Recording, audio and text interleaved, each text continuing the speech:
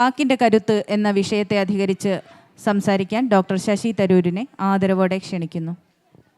ബഹുമാനപ്പെട്ട അധ്യക്ഷൻ Shri M K Raghavan, നമ്മുടെ ഉദ്ഘാടകൻ ഇന്നലെ സംസാരിച്ച Sera Joseph, Shri N E Manohar, Shri N E Sudheer, Shri V P Elias, ഇവിടെ ഇരിക്കുന്ന പ്രസിദ്ധപ്പെട്ട എഴുത്തുകാരെ, ഞാൻ രണ്ടുപേരുടെ പുസ്തകം പ്രകാശനം ചെയ്യാൻ പോവുകയാണ് ഇന്ന് രാവിലെ, ശ്രീമതി സൽമാൻ, ശ്രീമതി പ്രിയ Manohar.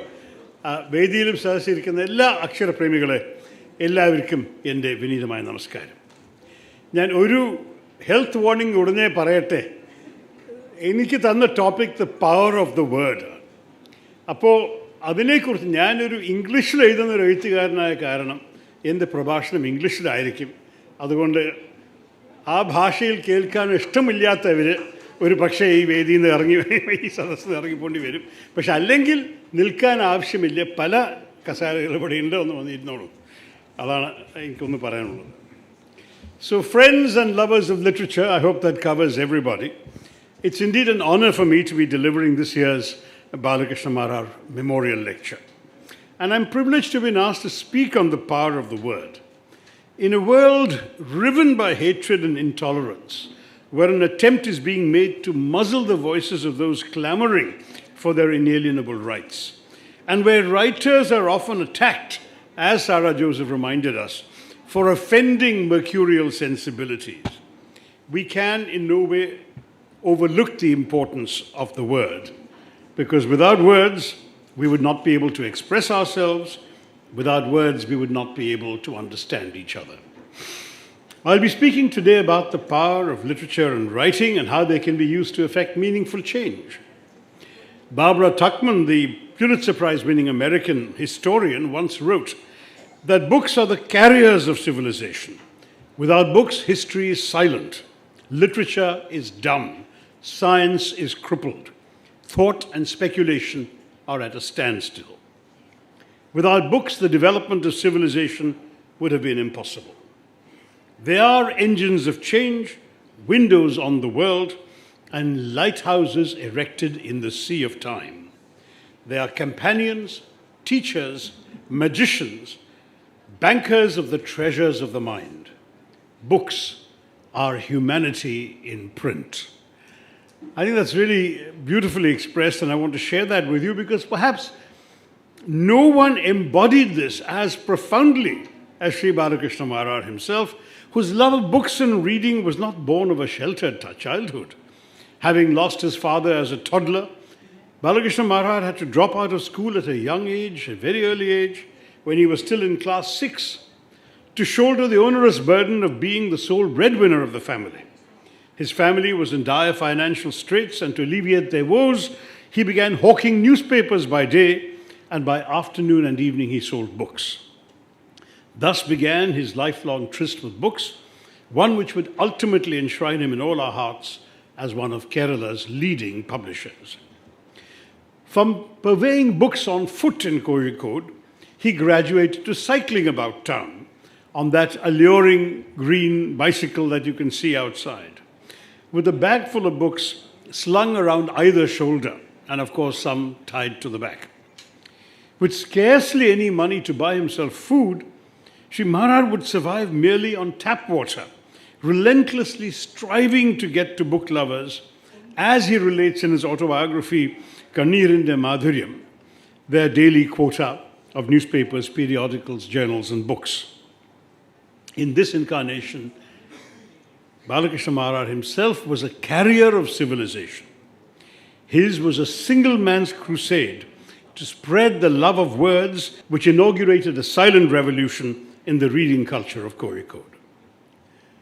Growing from strength to strength by dint of his ceaseless toil, Sri Marar founded the original seminal touring bookstall, which of course all of you in Kozhikode endearingly call TBS, in a one-room space on SM Street in 1958. Through TBS, he sought to deliver books at his clients' doorsteps, thus bringing the process of reading and buying books far closer to people's homes and hearts. Shortly afterward, in 1963, he established Purna Publishing, a redoubtable pillar of Malayalam publishing. So far, I'm told that TBS, in collaboration with Purna Publishing, has brought out close to 10,000 books, including those of such stalwarts as Takage Shivashankara Pilla, G. Shankara Kurup, Akitam, S.K. Potekad, O.N.V. Kurup, M.T. Vasudevan Nair, U.N.A. Khadar, Jifri Tangal, and Urub. The royalties that he faithfully paid often helped to keep these great writers at an early stage of their lives keep their heads above water. All of us as lovers of books must be grateful to Sri Balakrishna Marar for his immense contribution to the world of Malayalam literature, and also for the avuncular warmth with which he famously encouraged and supported budding writers. It is individuals like him who remind us that books are not merely tiny black squiggles on white paper enclosed between two covers. They are instead products of the tireless struggle of several people, not just writers, but also editors, publishers, typesetters, designers, printers, distributors, and bookshop salespeople, as well as a lonely man on a bicycle. Without those people and that intimate, tender human touch, literature of any kind is simply not possible. In fact, that 20,000 square foot shop that the TBS became, completely dedicated to the celebration of language and learning, is his legacy. And I think in many ways, what Mr. Marar's life story tells us is that success holds true value when it has been fueled by a purpose that seeks to help society prosper. His dream has created a publishing house and a bookstore that remains the oldest and most trusted in South India for the last 7 decades. And his autobiography fittingly won the prestigious Abu Dhabi Shakti Award for autobiography in 2006. We all sadly lost him last year, but we are fortunate that his son, Sri N.E. Manohar, is taking his invaluable legacy forward. As Salman Rushdie has often said, humans are the only species who, to understand themselves and the world around them better, tell each other stories to make sense of our world. And if it were not for such souls as Sri Balakrishna Marar, the stories of our world and our society would remain woefully untold. It's therefore for me all the more an honor to deliver a lecture in celebration of his memory and rich legacy. Now, not a day goes by these days without my being asked, mostly by young children egged on by enthusiastic parents, what they must do to develop a formidable vocabulary. My answer is inevitably just a single word: read. In fact, it worries me today that reading for so many children is no longer associated with pleasure. Reading instead is entwined with books, textbooks, and studies, confined to the drudgery of school obligations. So when it comes to pleasure, most youngsters nowadays prefer looking at a screen, their mobile phone or laptop, PlayStation or Nintendo. It would not, I think, be wrong to say that the COVID-19 pandemic, when one was helplessly cloistered at home, exacerbated the menace of the screen.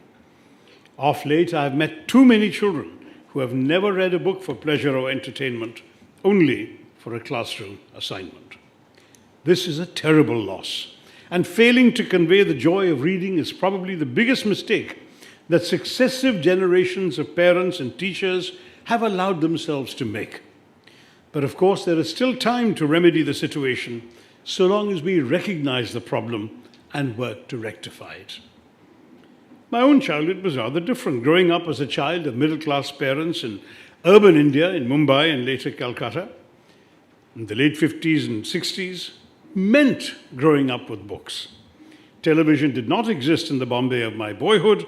iPhones, laptops, Nintendo and PlayStations were not even a gleam in an inventor's eye, let alone mobile phones. And if your siblings were, as in my case, 2 younger sisters with an age difference of 4 and 6 years from me, there was only one thing to do when you weren't with your friends: read. And as a young asthmatic child, I was frequently confined to bed, struggling to breathe, and reading was my only solution. I read copiously, rapidly, and indiscriminately. Because of the chronic asthma, I found so much pleasure in the books piled up at my bedside that I stopped resenting my illness. Reading became the central focus of my existence. There was not a day in my childhood that did not feature a book or several. One year, I foolishly set myself the challenge of reading 365 books. I kept a list of the volumes I finished, comics didn't count, and indeed I reached 365 before Christmas. But I told my sons, never do this. Never read to a deadline, read for pleasure, because fulfilling that deadline interferes with the joy of reading. An abiding memory is of my mother coming into my room around 11 every night and switching off the light. I wasn't smart enough to think of holding a flashlight under the covers, but sometimes I would wait for my parents to fall asleep in their room, then surreptitiously switch my light on again to finish the book they had interrupted.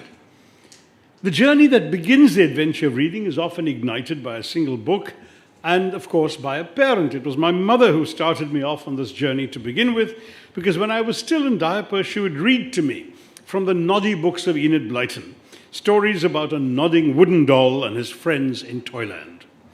My mother jokes that she read them so badly that I couldn't wait to grab the books from her by myself, and so before I was 3, I was reading Noddy, and soon moving on to read other stories by Blyton, the world's most prolific children's author, whose prodigious output of over 200 books could take you through an entire childhood. It was only the beginning, though. The classroom, with its British-inspired curriculum, was a rich source of inspiration. At the age of 9, I was already getting Lamb's Tales from Shakespeare. At 10, Charles Dickens' Oliver Twist, both unabridged. And the Bard himself, Shakespeare, mildly expurgated, made an appearance on the syllabus when I was 11. In the same year, an otherwise detestable teacher dictated a passage from P.G. Wodehouse at a spelling test and launched me on the first great literary passion of my life. There were also several Indian stories that I raced through. In those days, sadly, there were few good Indian children's books available in English in a market still dominated by the British. The one area where Indian publishers could hold their own was in retelling the Indian classics. I remember several versions of the traditional tales I'd heard from my grandmother, episodes from the Ramayana, the Mahabharata, which later inspired my first novel, and the fables of the ancient Jatakas and the Panchatantra. The other Indian stories I remember enjoying as a child were clever short stories about Birbal and Tenali Raman, two wise and witty men from opposite corners of the country who resolved problems in what were essentially extended anecdotes. So mine was all in all an eclectic childhood. I suppose it's a uniquely Indian experience to embrace both Blyton and Birbal, Jeeves and the Jatakas, Tintin and Tenali Raman in your reading. What persists, and I have no doubt forever will, is a vivid sense of books devoured as sources of entertainment, of education, of escape, and of experience, albeit vicarious experience. These are the very same emotions that we as parents, educators, and mentors must create for our own children. Books are like the toddy tapper's hatchet, cutting through the rough husks that enshroud our minds to tap into the exhilaration that ferments within. We owe it to our children to help them open their minds to these possibilities by making reading fun again. Perhaps we can start even with inappropriate reading, as some people consider it, comics.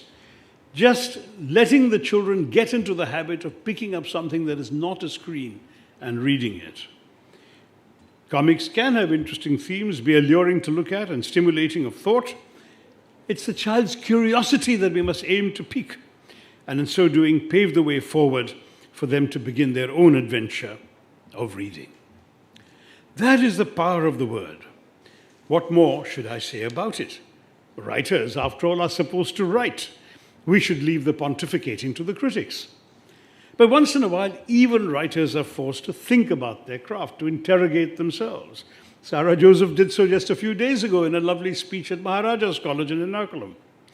I was obliged to do so some years ago when I found myself the subject of a long interview which included the somewhat startling question, do you think your text belongs to you? I suppose it was inevitable that sooner or later a professor of literature would ask me this postmodernist question.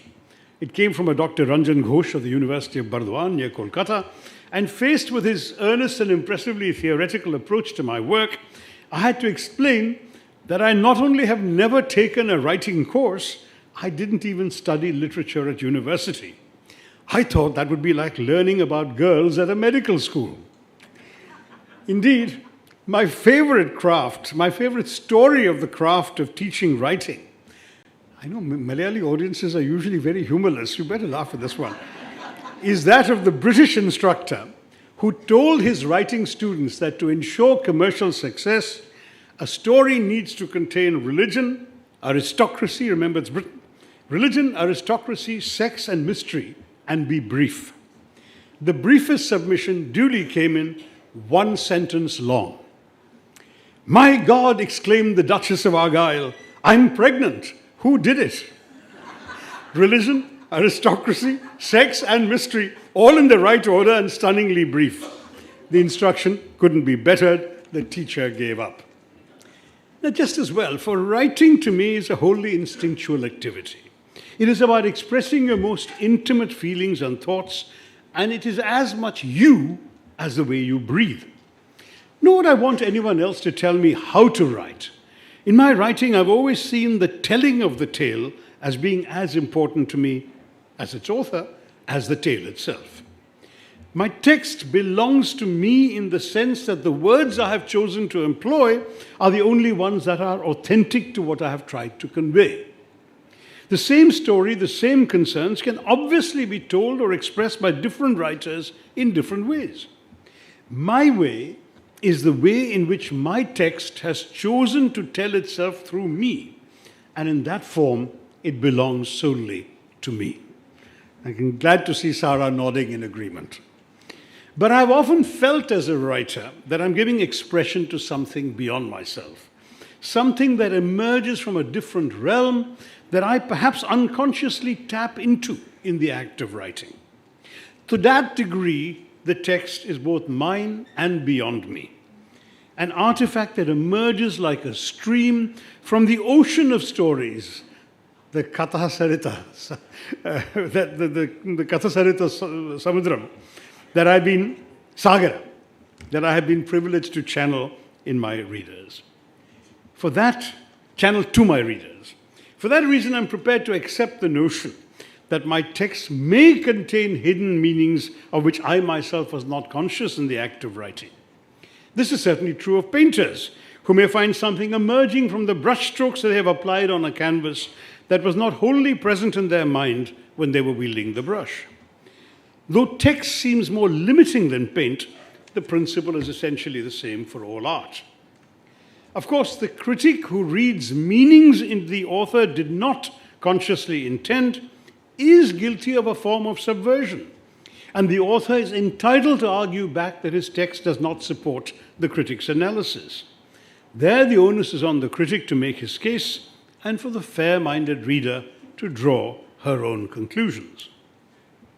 My 25 books have all in different ways been about my personal exploration of India, of the forces that have made it and nearly unmade it, of the historical and philosophical traditions that have shaped the Indian identity.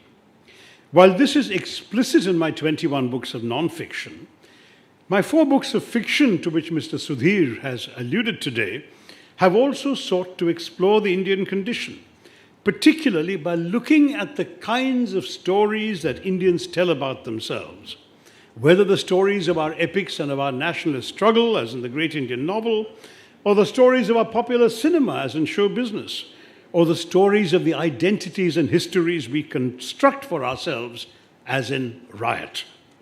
In all 3 novels, though each is very different from the other 2, it is true to say that the architecture of the book speaks of an India of multiple stories, multiple perspectives, multiple tellers, and multiple truths.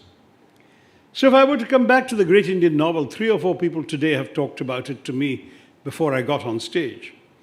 I had rather overtly staked a claim for the tasks of my kind of fiction, to affirm and enhance an Indian cultural identity, to broaden understanding of the Indian cultural and historical heritage, and to reclaim for Indians the story of India's national experience and its own reassertion of itself, including the triumphs and disappointments of independence. My story in the great Indian novel was about the kinds of stories that Indians have been telling themselves, both the Mahabharata and the story of the nationalist movement. And in it, I set out to explore what has made India, what is the nature of truth in life as in fiction, in tradition as in history. My second novel, Show Business, also deals with the stories Indian society tells itself, except that instead of the older myths, I have seized on the contemporary myths invented by modern Hindi cinema. One is always looking for new creative metaphors to explore the Indian condition. And in a country of widespread illiteracy, especially when I wrote the book, a majority of Indians were still illiterate in 1991, a country where popular film represents the primary vehicle for the transmission of the fictional experience, then cinema is a particularly useful vehicle for this exploration. Can one use the power of the word to explore the power of the image? In addition, there are some interesting issues that emerge from the subject itself. The social and political relevance of popular cinema in India, for instance, has been dealt with surprisingly little in Indian fiction in English. And the whole process of the manufacture of our modern myths on celluloid is one that I found fascinating as a creative issue in itself. My concern was both with the question, what do these stories reveal about ourselves? And with a distinct second set of questions, how are these stories told? What do they mean to those who make them and those who view them? How do these stories relate to their lives? In Riot, the exploration of the build-up to and the eruption of a Hindu-Muslim riot leads me to raise fundamental questions about the nature of truth, the construction of identity, the invention and reclaiming of the past, the uses of history, and the various collisions that life offers. Collisions between cultures, between attitudes to life, between ideologies, between religious communities, and between men and women. Unlike the other two, this is not a satirical novel, and so it involved an important departure for me as a writer. And in many ways, when I talk about my own books, it is to show you where I thought the power of the word could be applied to some of my major intellectual preoccupations about India. I once said to an interviewer, this is a long time ago, India matters to me, and through my writing I would like to matter to India. The lines have been quoted back to me a great deal, and perhaps they sound more grandiose than I had intended. But the issue of national allegiance, they claim, is real enough. For the task of the writer, if one can say such a thing, is to find new ways and revive old ones of expressing one's culture. Just as your society strives through development to find new ways of being and becoming. In turn, the challenge of finding these new ways obliges the novelist not just to find new stories to tell, but new ways to tell them. For me as a writer, the way I tell the story is as important to me as the story itself. The manner in which the narrative unfolds is as integral to the novel as the story it tells, and as essential, I hope, to the experience of the reader. I've always believed that, as the very word novel suggests, there must be something innovative about every book I set out to write. In Riot, for example, I perhaps explored the power of the word by telling the story through newspaper clippings, diary entries, interviews, transcripts, journals, scrapbooks, even poems written by the characters. In other words, using a different dozen voices, different stylistic forms for different fragments of the story. So the structure of the novel served a substantive purpose in pointing to different perceptions of truth and history, and therefore of the Indian reality. The narrative suggests that omniscience is not possible. the reader is in the hands of a dozen subjective narrators and feels that truth is indeed a word that can be modified by a possessive pronoun, a question I first asked in the great Indian novel. Riot is also a book you can read in any order. Though ideally you should read it from beginning to end, you can pick it up from any chapter, go back or forward to any other chapter, and you will bring a different level of awareness to the story. In so doing, you would recreate my text as your own.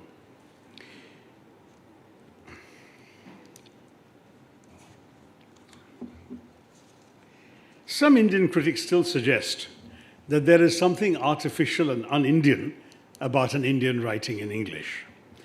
One critic disparagingly declared that the acid test ought to be, could this have been written only by an Indian?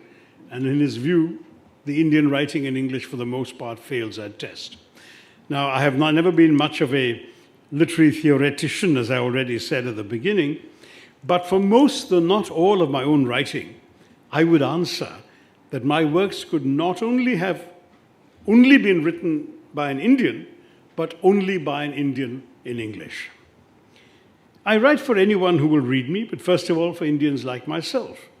Indians who have grown up speaking, writing, playing, wooing, and quarreling in English all over India.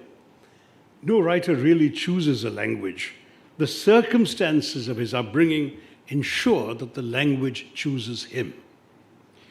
Members of this class have entered the groves of academy and condemned themselves in terms of bitter self-reproach. One Indian scholar, Professor Harish Trivedi, has asserted in English that Indian writers in that language are cut off from the experiential mainstream and from that common cultural matrix shared with writers of all other Indian languages, unquote. Trivedi metaphorically cites the fictional English medium school in an R.K. Narayan story, whose students must first rub off the sandalwood paste caste marks from their foreheads before they enter its portals. Quote again from Trivedi, "For this golden gate is only for the deracine, the deracinated, the rootless, to pass through, for those who have erased their antecedents," unquote. It's an evocative image, even though I thought that the secular Indian state was supposed to encourage the erasure of casteism from the classroom. But the more important point is that writers like myself do share a common cultural matrix, albeit one devoid of helpfully identifying caste marks. It is one that consists of an urban upbringing and a pan-national outlook on the Indian reality. I do not think this is less authentically Indian than the worldviews of writers in other Indian languages. Why should the rural peasant or the small-town school teacher with his sandalwood-smeared forehead be considered more quintessentially Indian than the music-loving collegian or the Bombay socialite, who are also as much part of the Indian reality? India is a vast and complex country. In Walt Whitman's famous phrase, it contains multitudes. I write of an India of multiple truths and multiple realities, an India that is greater than the sum of its parts. English expresses that diversity better than any Indian language I know, precisely because it is not rooted in any one region of my vast country. At the same time, as an Indian, I remain conscious of and connected to my pre-urban and non-Anglophone antecedents. My novels reflect an intellectual heritage that embraces, as I mentioned, the Mahabharata, our own Autumn Dullal, of which my father was a gifted practitioner, and the Hindi B-movies of Bollywood, along with Shakespeare, Woodhouse, and the Beatles. Why not? As a first-generation urbanite myself, I kept returning throughout my years, in my childhood in particular, to the Kerala villages of my parents in Palakkad. And in my life, as in my writing, I kept returning to Kerala. Yes, I have grown up in Bombay, Calcutta, and Delhi, and each of those Indian cities is 1,000 miles apart from each other. The mother of my children is half Kashmiri, half Bengali. My own mother used to live for many years in the southern town, the Tamil town of Coimbatore. And this may be a wider cultural matrix than the good Dr. Trivedi imagined, but it draws from a rather broad range of Indian experience. And English is the language that brings these various threads of my India together. The language in which my former wife could speak to my mother-in-law, to her mother-in-law, the language that enabled a Calcuttan to function in Coimbatore, a language that serves to express the complexity of the polyphonous Indian experience better than any other language that I know. Inevitably, the English language fundamentally affects the content of each of my books, but it does not determine the audience of the writer, because as long as translations exist, language is a vehicle and not a destination. Of course, there is no shame in acknowledging that English is a legacy of the colonial connection, but one that is no less useful and valid than the railways, the telegraphs, or the law courts that were also left behind by the British. Historically, English helped us to find our Indian voice. That great nationalist, Jawaharlal Nehru, wrote his discovery of India in English. But the eclipse of that dreadful phrase, the Indo-Anglian novel, has occurred precisely because Indian writers have evolved well beyond the British connection to their native land. The days when Indians wrote novels in English, either to flatter or to rail against their colonial masters, are well behind us. Now we have Indians in India writing as naturally about themselves in English as Australians or South Africans do, and their tribe has been supplemented by India's rich diaspora in the United States, which has already produced an impressive crop of novelists with Pulitzer Prizes and National Book Awards to their names. Their addresses don't matter because writers really live inside their own heads and on the page, and geography is merely a circumstance. They write secure of themselves and their heritage of diversity, and they write free of the anxiety of audience, for theirs are narratives that appeal as easily to foreigners as to Indians, and indeed to readers irrespective of their ethnicity. Surely that's the whole point about literature, that for a body of fiction to constitute a literature, it must rise above its origins, its setting, even its language, to render accessible to a reader anywhere some insight into the human condition. Read my books and those of other Indian writers, not because we are Indian, not necessarily because you're interested in us or in the country,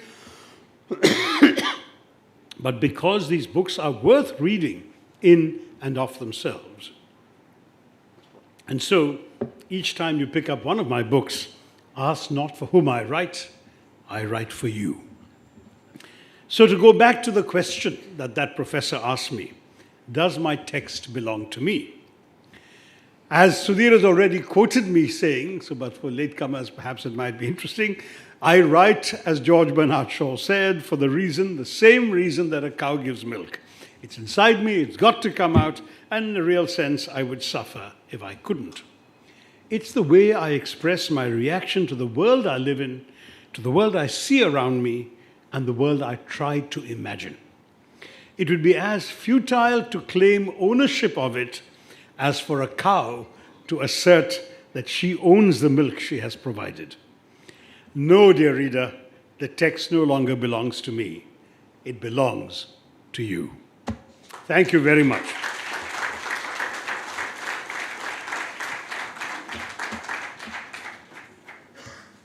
നന്ദി doctor Sasi Tharoor. 2 പുസ്തക പ്രകാശനങ്ങൾ കൂടി ഈ വേദിയിൽ നടക്കാനുണ്ട്. സൽമ എന്ന തൂലികാനാമത്തിൽ മലയാളികൾക്കും പരിചിതയായ തമിഴ് എഴുത്തുകാരി റുഖിയ രാജാത്തിയുടെ ബാല്യം എന്ന കഥാസമാഹാരത്തിൻ്റെ മലയാള പരിഭാഷയാണ് ആദ്യത്തേത്. ശ്രീ KS വെങ്കടാചലമാണ് പരിഭാഷകൻ. പുസ്തക പ്രകാശനത്തിനായി ശശി തരൂരിനെ ആദരവോടെ ക്ഷണിക്കുന്നു. ഗ്രന്ഥകാരി ശ്രീമതി സൽമയെയും പരിഭാഷകൻ ശ്രീ വെങ്കടാചലത്തെയും വേദിയിലേക്ക് ക്ഷണിക്കുന്നു.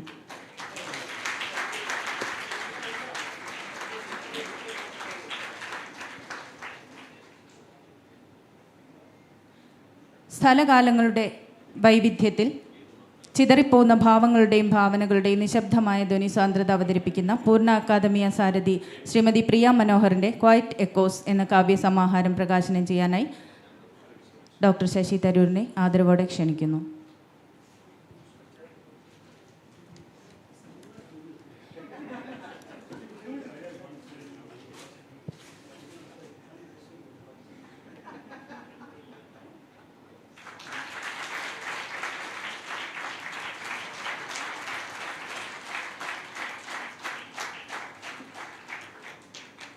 പൂർണ്ണയുടെ ഒരു സ്നേഹോപഹാരം managing partner Shri N E Manohar doctor Shashi തരൂരിന് സമർപ്പിക്കും.